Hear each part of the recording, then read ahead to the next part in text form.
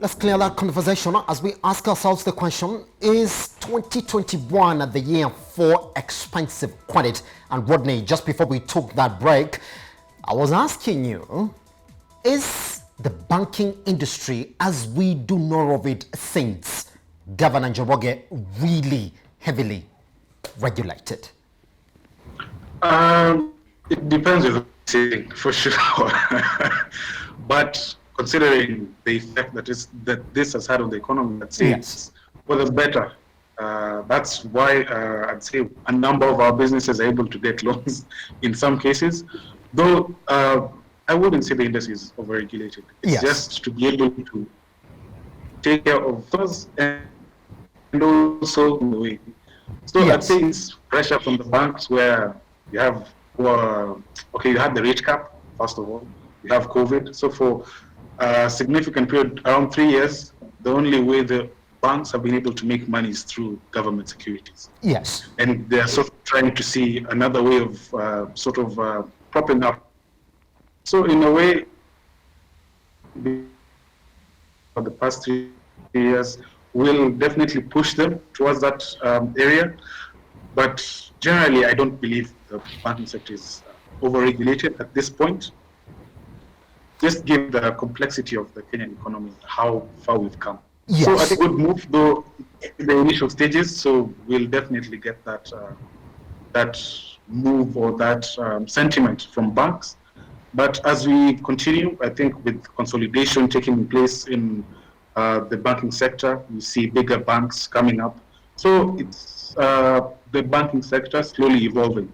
Yes. So they're stronger sector. Rodney, I'm sorry to take you back to that again, but what would you say is that general feeling in the industry that most of these bank bosses have not really been able to have their way despite what their general feeling would be? It's true, because as I'd say, as an investor in a bank, I'd want to see my money.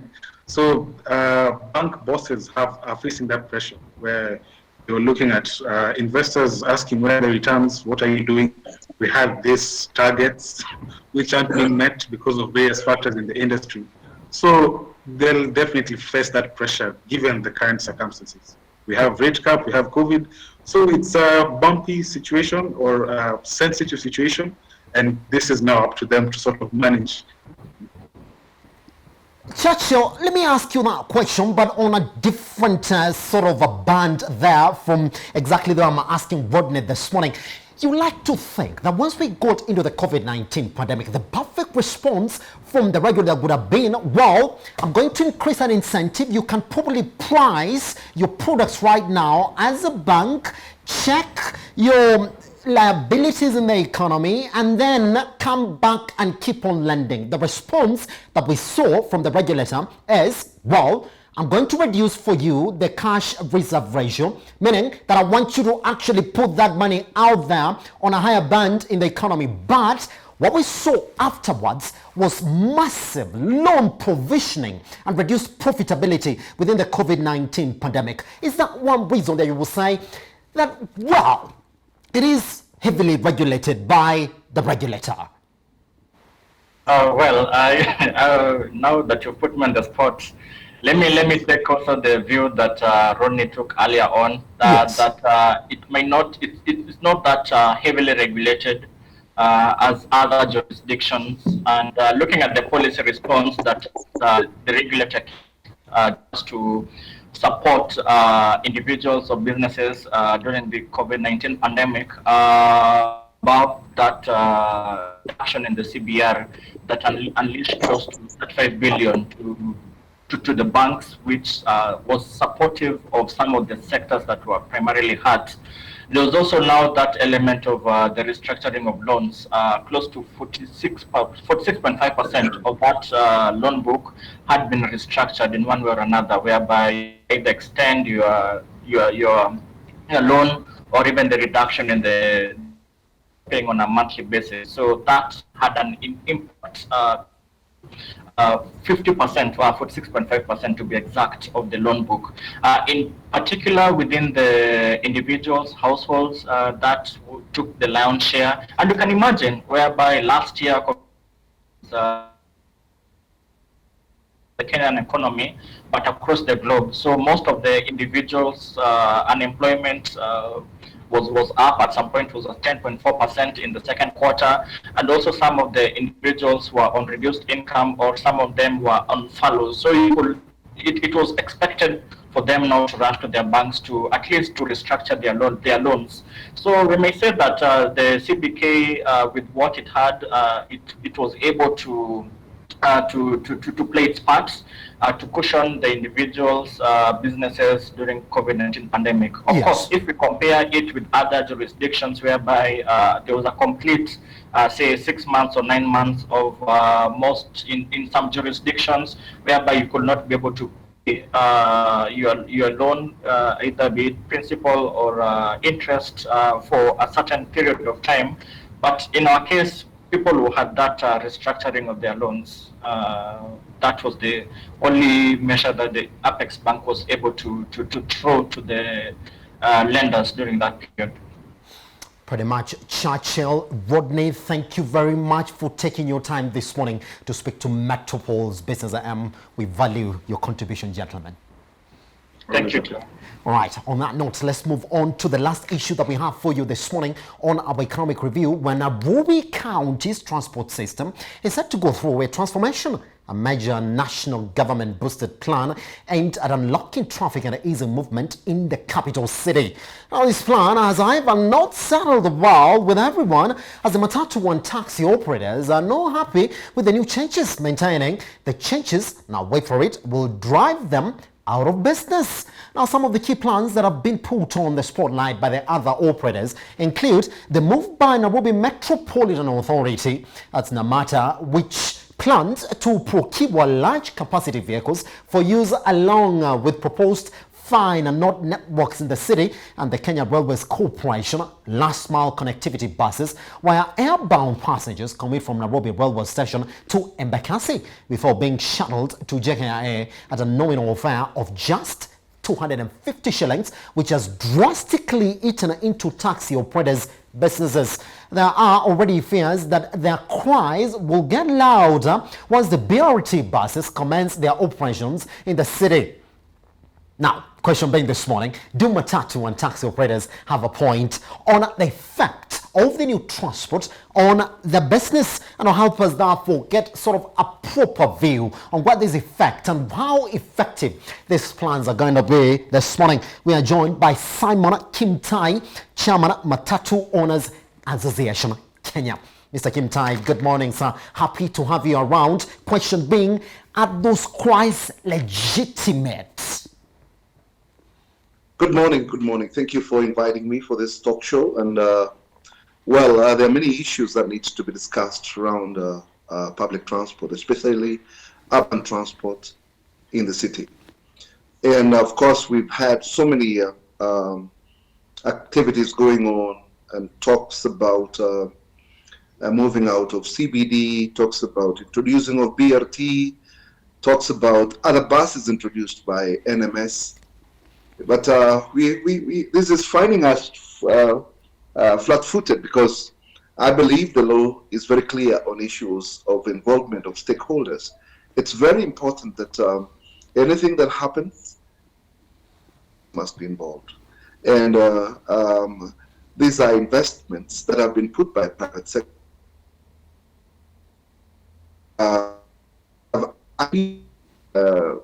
Facilitating movements in the city. So we can't just introduce anything new on the same and push them out. If there is any way, other jurisdictions actually prepare in advance, and those who want to exit would be allowed to do so and be compensated. Unfortunately, we're just hearing this and reading them in the newspapers, and yet we are stakeholders. We are people who have invested in public transport in the country. Not only the country, but majorly in the city where most economic activities are based. So we would say that we are having this fear that the government is breaking the law, NMS is breaking the law, Nairobi County is breaking the law by not involving stakeholders. We have invested heavily in urban transport in terms of billions. And one should not wake up one morning and just rubbish and think of other things and not thinking of those who have placed their investments in public transport. Yes. Mr. Kimutai, everybody listens to you and then says, fine, he has a fine point on exactly what the process the government should actually take in terms of involving all the stakeholders in this process. But is it not also a general concern in your association that, well, the transport system in the city needs a solution? And couldn't you say that the solution that the government is taking right now is exactly what is needed? Thank you. I'm in agreement. We need a solution. I think the city planners initially made a mistake. They never saw it coming. Yes. The city requires to be decongested, but somehow there must be a proper way of doing it. Not introducing other public transport operators in the name of probably foreigners who are trying to bring in buses, or Kenya Railway, making it easier for everybody. We know that we would want to get involved in the same. For instance, now the terminal that we're building and Luna Park, I mean, it can't accommodate the areas of the destinations, or that is the tail end of operators from Mombasa Road and Ngong Road, and the other roads that are close to each other. So if today we were to shift there would be a clog, be any movement, because it's made in a way that it can't accommodate the number of vehicles. That they should even be looking for areas of park and ride, or rather an area or an holding ground where we can hold our vehicles, waiting for their time to get to have passengers boarding. This is investment that's private, and everybody who has put in money would want to see the returns. And you can't put in your 5 million for one minibus and then don't get returns, or the government will not tell you. They don't know where. They will not say that they shouldn't know where you'll park your vehicle. It's their responsibility to provide space, and it's their responsibility to ensure that there's smooth running. So what needs to happen is that people need to sit on a table and agree, stakeholders plus those in authority, to see what is the best way to do it, as opposed to just relocation without involving the people. We don't mind. We wouldn't want to. I mean, it will get to a moment where the city will not move if Matatus were to come into CBD, all of them, because every time the city keeps growing and the number of people traveling increasing. So what will happen? Vehicles will increase at the same time. So there must be proper planning that should involve stakeholders in it. Let's get a bit direct this morning, Mr. Kimutai, because the issue, especially for BRT buses, has been a conversation that has been going on. Now, when you say, well, involve the stakeholders in actually coming up with this solution, if indeed the city needs BRT buses, what sort of response could have the association had, especially under news that, well, there are going to be buses that are going to come in and they're going to take a major chunk of your business, because it looks as if commuters are going to move to the BRT buses as opposed to your Matatus? Well, I wasn't talking BRT. We have been involved, and there's been representation, and we know there was a structure. I sat in force that was discussing BRT.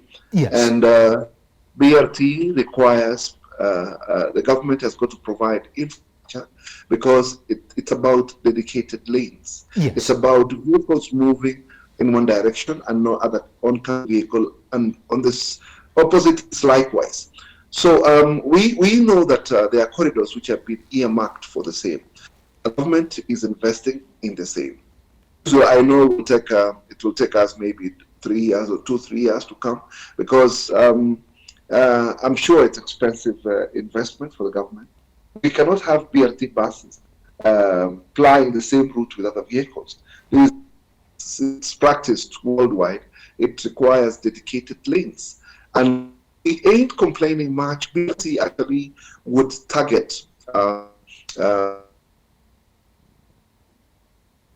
we had initially, it's still under the pipeline that there are going to be park and ride positions that are going to be created maybe in a place like Clayworks along Thika Road, where people will come in their small cars, park their cars, jump into a BRT, and it will take shorter time to get to town because there are dedicated lanes, and some of them will be express lanes. So this is it's very important. It complements because BRT cannot give door-to-door service. It's just plying on a corridor, but it doesn't give services to the places of residence of those using the service. So what I'm talking about is when we looked at Kenya Railway introduced those DMUs, and they were giving at the end hire buses from companies which are existing, who are not Matatus, to give an extra service from that position to their places of work or their places of residence. Yes. So we are seeing this as rivalry and trying to strangle us. Matatus must be given space to do their business because it's private business, and railway cannot go hiring other vehicles to be, giving extra service to those people while we are there. So there must be fair competition, and we know very well that the COVID pandemic has devastated public transport Matatu because, one, the protocols have been really enforced on us, while in places like railway and if you go to SGR, there are no protocols like social distancing, while we are told to stick there. We don't know what these plans are. We are not the agents of spread of COVID. So, but human beings who are in a train and human beings who are in a Matatu are the same. So if they move close to each other, if it has to spread, it can spread either way, but not to strangle the private sector business doing. Yeah. Talk to me therefore, Mr. Kimutai, as we start 2021, because these conversations in the city about how we're supposed to sort of find a solution to the problems that have been sort of following us time immemorial when it comes to the transport system in the city. Is there this general concern within your association and various stakeholders that are investors in your Matatu, in the industry, that there is this need for us to change the way in which we do our business? Is it there, and has it been recognized by the government? Because you're saying you feel as if you're not essentially involved in some of the key decisions the government is making. It's as if you're pushing in this direction, the government is pushing sort of in the same direction, but there is no meeting point. Is there a general consensus that, well, we need to change this model because it looks as if the government doesn't want it? Now, yes, I mean, I agree to it needs. Number one is that it's got to start with the regulator. Yes. Who is the licensing authority?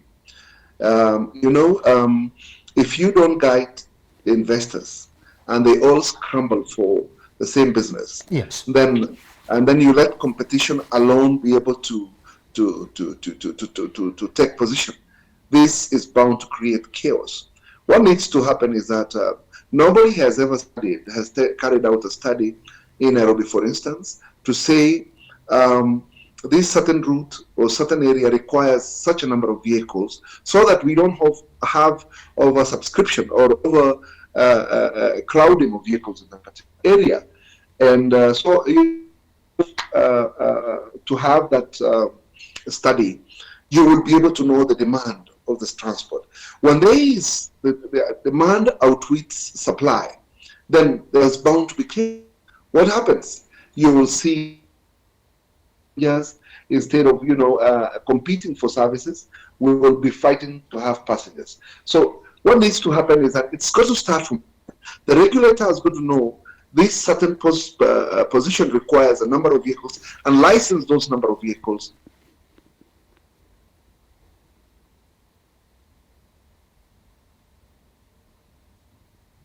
This perception that there is money in public transport, and so everybody is, when what happens is today, if you want to go into public transport, you just need to go and buy a vehicle, After you've bought a vehicle, you take it for inspection and apply for licensing. It should be the other way around.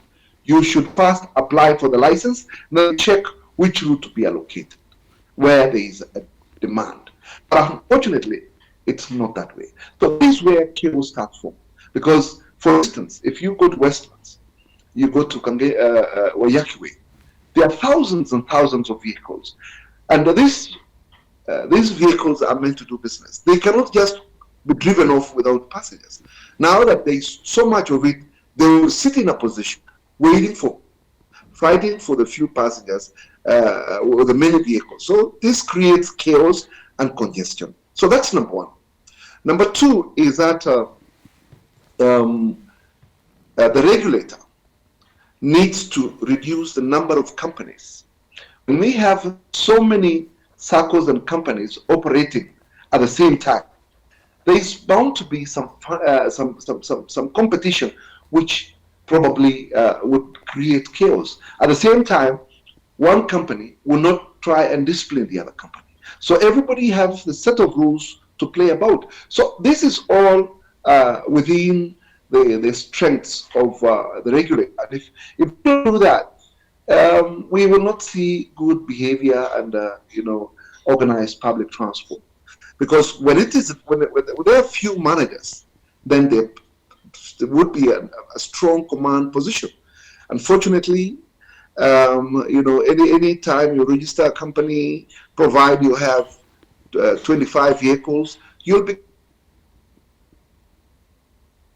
a king position to those many companies, as opposed to having one company that would give order and would give proper structure of management of a terminal. But you see now, terminals are managed by many a small terminal. You find there are different companies and different circles picking passengers from the same. So this should start from there, and then a conversation on proper management to be structured. And this would be able to be, it can be done. It's done in other countries. And what needs to happen is that the regulator has got to sit and with the stakeholders to find solutions to problems, as opposed to creating solutions alone, which might not go well. However good they could be, but when people are not involved, they are reading mischief from the other end. Yes. Mr. Kimutai, thank you very much for taking your time to speak to us this morning. Now, we do know that some of the plans are taking effect as early as even next month. Some have already taken effect. Guess what? We shall be coming back to you from time to time so that we can tell us exactly what is happening on the ground and exactly what we're getting right and where we are missing it as well. Thank you very much for starting 2021 with us. Thank you. Thank you. And on that note, we come to the end of Business AM. Thank you very much for taking part as well.